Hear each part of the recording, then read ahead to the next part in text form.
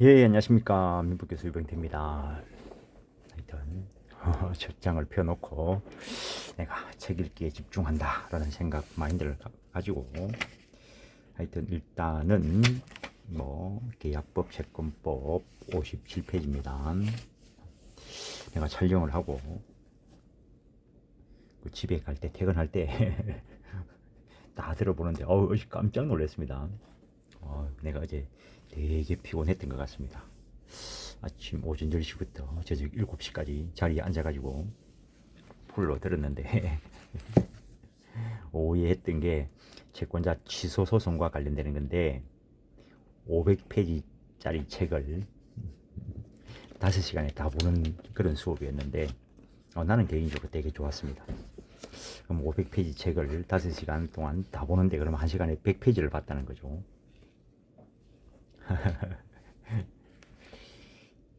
얘는 지금 물론 30분이지만 10페이지 보죠. 나는 그 500페이지 할 때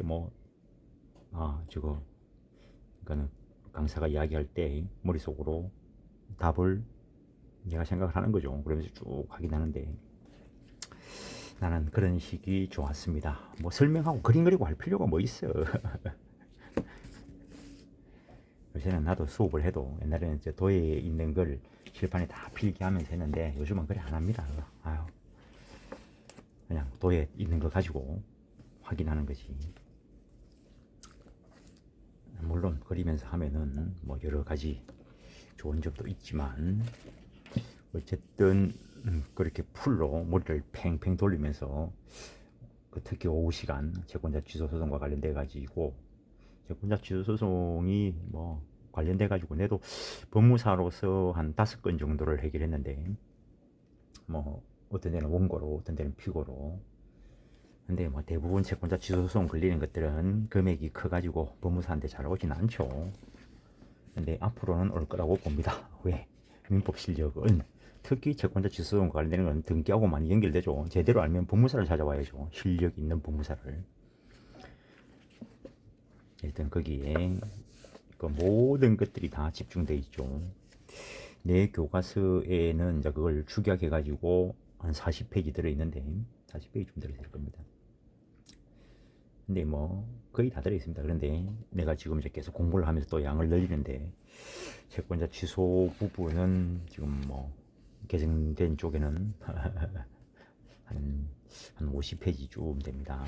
근데 어제 이제 가면서 깜짝 놀란 게 내가 말을 실수했구나 하는 게 있어가지고 619페이지를 봅니다. 619페이지.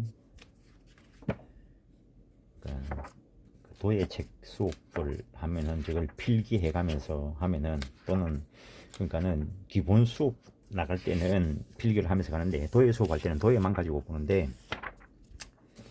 그 기준을 잡기 위해서 그러는 거고 이제 옛날에 수업할 때는 그냥 딱 어느 정도 수업이 해독이 딱 넘어가면은 백지 칠판을 놔놓고 칠판을 전부 다 봐라 해놓고 수업을 합니다. 쭉 도예 필기했던 걸 그 순서대로 칠판을 보면서 읽어주는 거죠.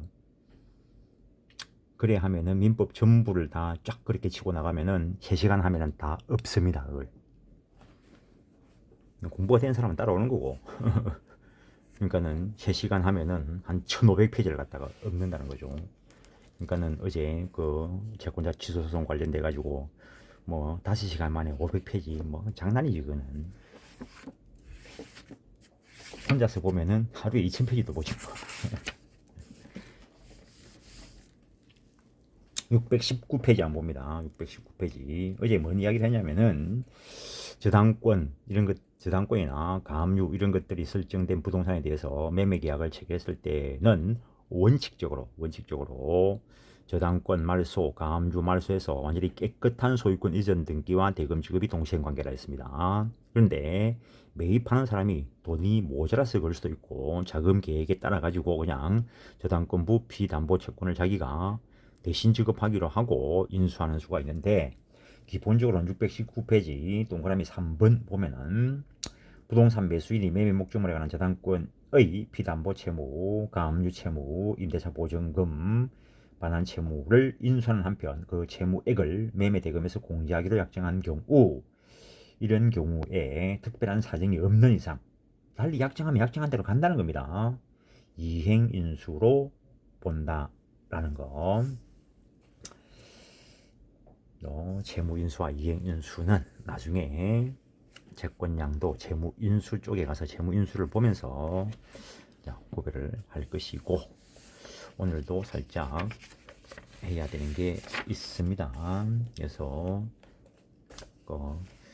저당권부 채무를 공제하고 대금을 지급하겠다면 일단 원칙은 이행인수이고 약정에 따라서 채무인수가 될 수도 있다. 그 정도. 57페이지 제3자를 위한 계약. 제3자를 위한 계약, 이것도 뭐 기본적으로 이 표 하나면 끝나는 거죠 뭐. 그러니까 저 돌아가는 관계가 머릿속에 들어가야 되는 거지. 그리고 그걸 나머지를 법리로 읽어내는 거지. 국어 문장 외우는 거 아닙니다. 57페이지 계약 당사자가 아닌 제3자로 하여금 직접 계약 당사자의 일방에 대하여 채권을 취득하게 하는 것을 말한다라는 거. 그때 뭐 기본적으로 요구하는 자를 요약자, 그에 응하는 자를 낙약자, 이익을 누리는 자를 수익자라 이야기할 거란 거. 제3자를 위한 계약의 예, 병존적 채무인수, 변제를 위한 공탁, 그걸 계약의 일종으로 본다면 뭐 대표적인 게 타인을 위한 보험, 타인을 위한 신탁, 제3자 명의로 예금 계정을 개설하는 계약 등은 제3자를 위한 계약에 해당한다라는 거. 면책적 채무인수는 기존의 채무자는 완전히 빠져나가 버리니까 이 구도가 성립 안 되고, 이행인수는 인수인이 이행할 의무를 부담하는 것이지 직접적인 채무를 부담하는 게 아니라는 거. 계약 인수는 계약 당사자의 지위에 들어가는 거고, 그 정도 하시고, 그 다음에 계약이 병존적인가 면책적인가, 결국에는 인수계약, 채무인수계약 해석, 즉 법리 등의 해석을 통해서 밝혀내야 되지만 분명하지 않다면 병존적 채무인수로 본다라는 것. 그래야 채권자가 피해를 안 봅니다. 58페이지 뭐 설명을 위해서 관계 정리해 놓은 거죠. 보상관계, 요약자와 낙약자의 관계를 보상관계라 한다. 또의 책을 가지고 보십시오. 대가관계, 제3자와 요약자 사이의 관계를 말하고 요걸 출연관계라고도 한다는 거. 그 다음에 급부 실현관계, 낙약자와 제3자와의 관계를 말한다는 거. 성질, 급부 절차의 간이화로 인해서 신속에 기여한다. 관련 빙의해 놓는 것이고, 제3자를 위한 계약의 성립 요건, 요약자와 낙약자 사이의 유효한 계약이 성립할 것, 당연한 이야기죠. 보상관계, 즉 요약자와 낙약자의 관계가 이 계약의 기본관계이고 그걸 보상관계라고 이름을 붙이는데 그게 유효하게 성립해야 된다라는 것. 보상관계의 효력 판단에 대한 의사표시의 일치 여부 및 의사의 하자 여부는 요약자와 낙약자를 기준으로 한다. 당연한 이야기죠. 그 두 사람이 지금 계약 당사자니까. 대가관계는 제3자를 위한 계약의 성립에 대하여 직접적인 관련성은 없다. 즉 어떤 계약이 제3자를 위한 계약에 해당하는지 여부는 당사자 의사가 그 계약에 의하여 제3자에게 직접 권리를 취득하게 하려는 것인지에 관한 의사 해석의 문제이다. 그 정도 하시고 59페이지, 58페이지 말미에 제3자를 위한 계약 내용을 해석할 때 제3자의 의사나 사정도 고려하여야 할 것이다. 59페이지 2번 그 계약에서 제3자에게 권리를 직접 취득해 하는 약정이 있어야 된다. 이러한 제3자 수익 약정이 없는 경우라면 단순한 이행인수가 될 뿐이다.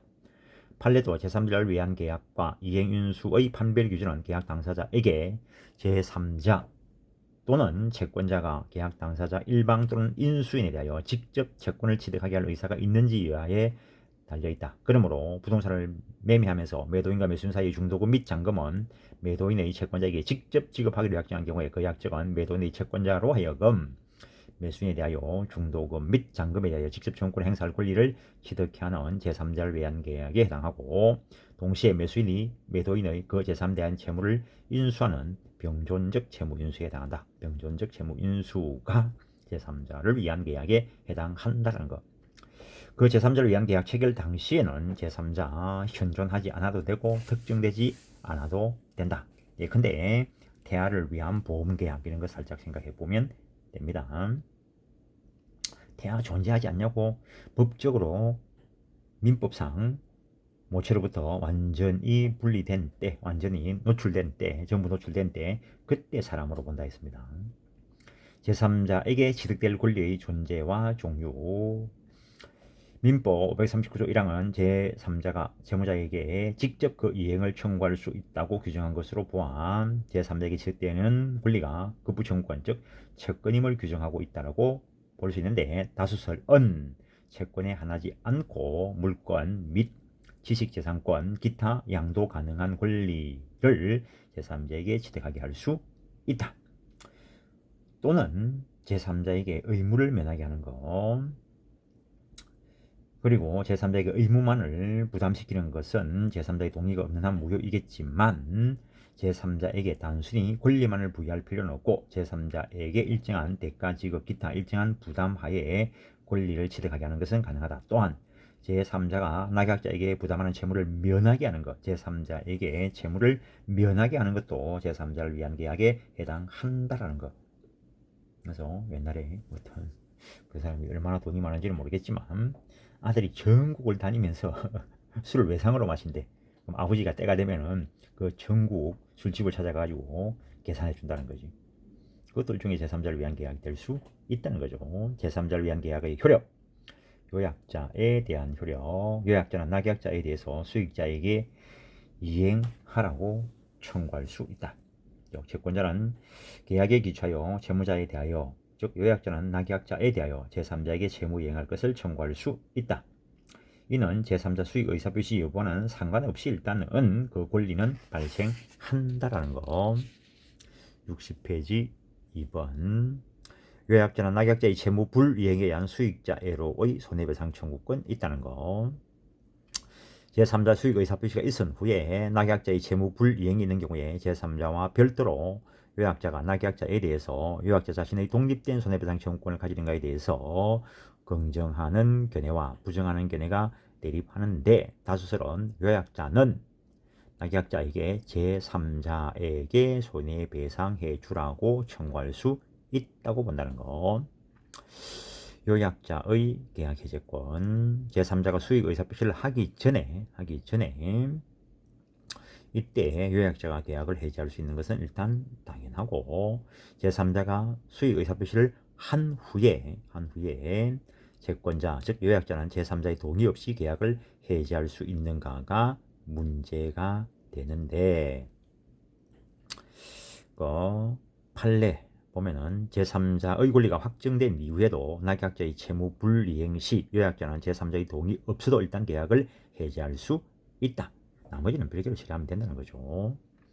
왜냐하면 채무 불이행이니까 법정 채권, 법정 해제권이 발생하고 그에 따른 해제권은 행사할 수 있다고 보는 게 판례. 물론 제3자의 수익 의사표시가 있은 후에 당사자의 약정이 없는 한, 다른 약정이 없는 한, 미리 약정을 해서 유보해 둘 수는 있고 그게 없는 한 합의 해제는 안 된다는 거. 법 조문에서 제3자가 수익 의사표시를 한 후에는 당사자는 변경시킬 수 없다. 합의로는 변경시킬 수 없다라는 거. 낙약자에 대한 효력.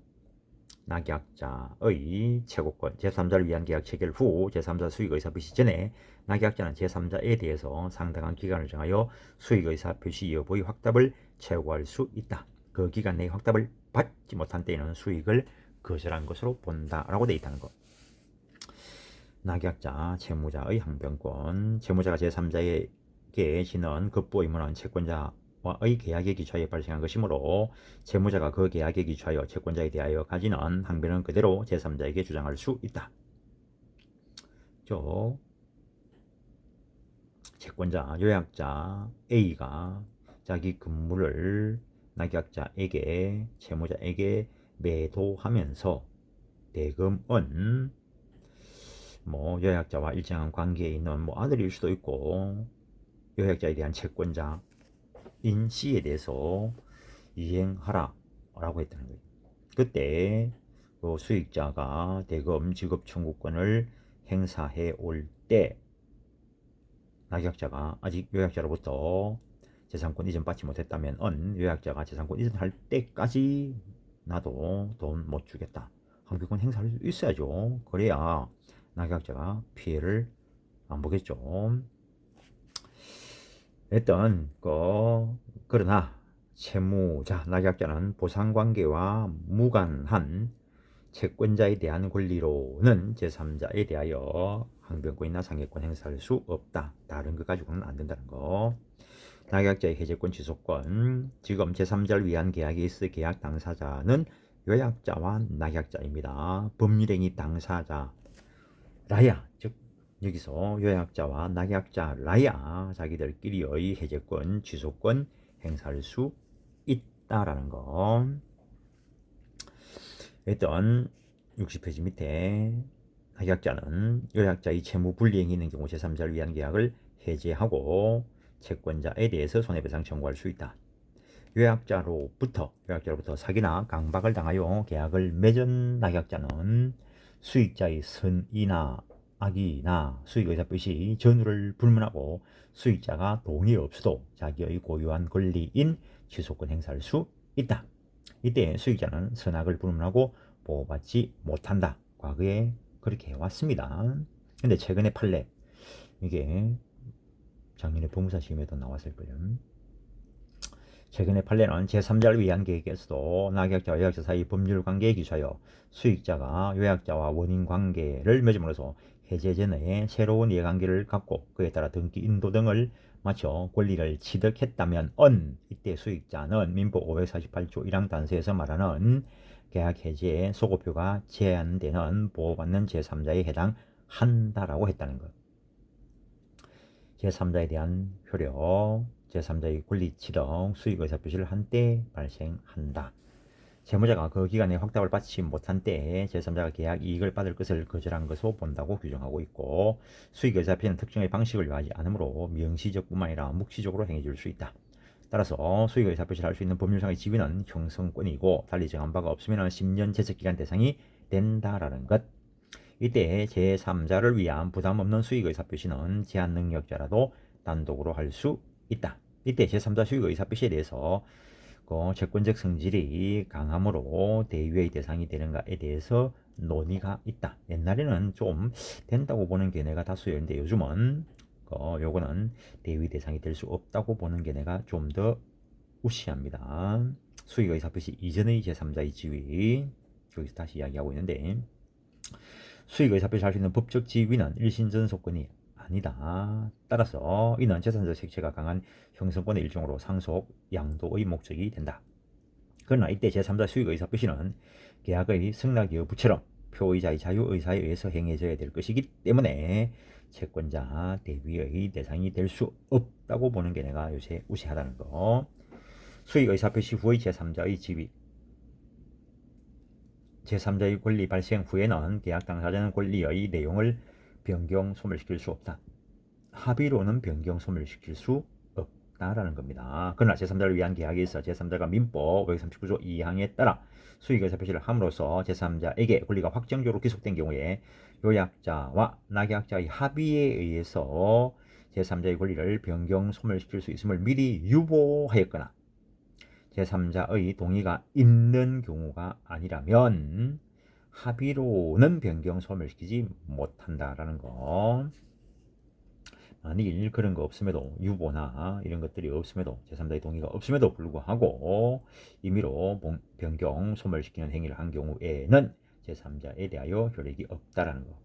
제3자를 위한 계약의 당사자가 아닌 수익자는 법률행위, 계약의 당사자라야 누릴 수 있는 해제권, 해제를 원인한 원상회복 청구권 없다.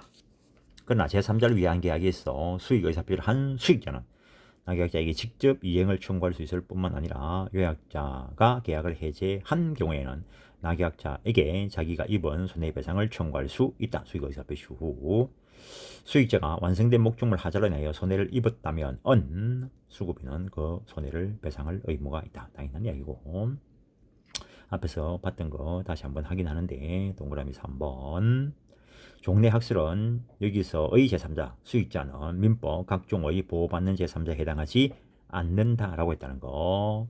그러나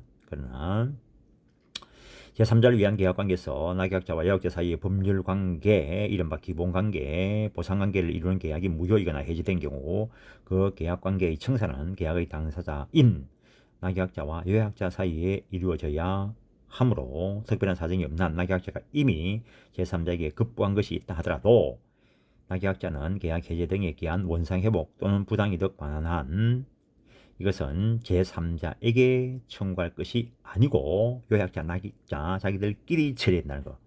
나아가서 최근에 판례는 앞에서 봤던 겁니다. 제3자를 위한 계약에서도 낙약자와 요약자 사이의 법률관계에 기초하여 수익자가 요약자와 원인관계를 맺음으로써 해제 전 새로운 이해관계를 갖고 그에 따라 등기 인도 등을 마쳐 권리를 취득하였다면 해제권 행사에 있어 보호받는 제3자가 된다라고 했다는 거.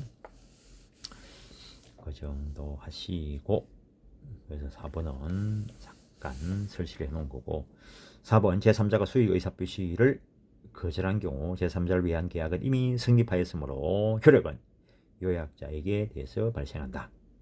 경우에 따라서는 제3자 수익의사표시를 필요로 하지 않는 경우도 있다는 거. 제3자를 수익자로 하는 보험계약, 운송계약, 제3자를 위한 신탁, 우편물 보내는 게 우체국하고 제3자를 위한 계약을 체결하는 거죠. 제3자를 위한 계약이 무효 취소된 경우, 제3자를 위한 계약이 무효 취소된 경우에 부당이득 반환 청구의 당사자가 누구인가에 대해서 자기들끼리 해결하는 거다라고 했습니다.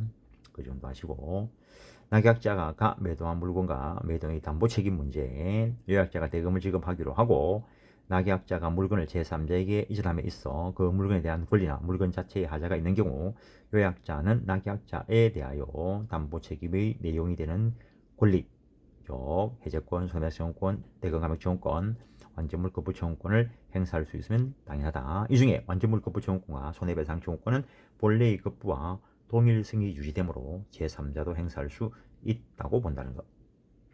제3자를 위한 계약과 구별되는 개념, 계약인수. 이는 계약 당사자의 지위를 넘겨받는다는 겁니다. 계약인수란 계약 당사자의 지위, 매수인 또는 임대인의 지위 등 승계를 목적으로 한 계약에 해당하는 것으로 이에 관하여 민법이 명문으로 규정하는 것은 없지만 계약자의 원칙상 당연히 인정될 것이고 특히 주택임대차보호법, 상가건물임대차보호법의 경우에 대항력 있는 임차인이 있을 때 소유자가 변경되면 새로운 소유자는 임대인 지위를 승계하는데 그게 계약 인수에 의한 당사자 지위 변경 규정이다 라고 본다는 거. 그래서 계약 인수가 되면 계약 당사자가 되었으니까 계약 당사자가 누리는 권리인 해제권, 해지권 이런 것도 누리게 된다는 거. 이행인수, 채무자와 인수인 간의 계약에 의해서 채무자가 부담하는 채무 내용 중 이행할 의무만 이전하는 것을 말한다. 따라서 계약관계는 여전히 종전의 채권자와 채무자 간에 존재하므로 채권자가 이행인수인에게 이행을 청구하지는 못한다. 이행인수인이 채무를 이행할 의무만 부담하는 것이지 채권 채무관계는 종전의 그 당사자끼리 그대로 존재하는 것이라는 것. 그래서 내 연배쯤 되시는 분들은 기억하시는지 모르겠는데 옛날에는 핸드폰을 판매할 때 길거리 가다 보면은 파라솔 이래 펼쳐놓고 아저씨가 의자에 앉아가지고 핸드폰 주문을 받았습니다. 번호 종이가 꺼내가지고 번호 남은 거 동그라미 치가면서 당신 번호 이거다 이러면서 그래가지고 핸드폰 공급 계약을 그 길에 앉아 있는 사람하고 체결하는 거죠. 그러면은 물론 나는 그렇게 사진 산 적은 없습니다. 내가 아는 형이 그렇게 산 적이 있는데 그럼 계약 당사자는 길에 파라솔 앉아 있는 사람하고 이 지나가는 이 사람하고 계약 당사자이고 파라솔 펼쳐놓고 핸드폰 파는 그 사람이 핸드폰을 만들어 팔진 않을 거라고. 자기가 매도인이고 길 가면서 산 이 사람이 매수인인데 이 매도 의무 있는 매도인인 이 채무자는 자기하고 뭐 자기가 아는 거래처 핸드폰 만드는 그쪽에 해서 주문을 이어가지고 그 매수인에게 보내주라고 이야기하겠죠. 그럼 매수인 입장에서 보면 매수인이 여기서 물건 인도 청구권을 가지는데 매수인 입장에서 보면은 물건 만드는 공장이 어디 있는지도 모릅니다.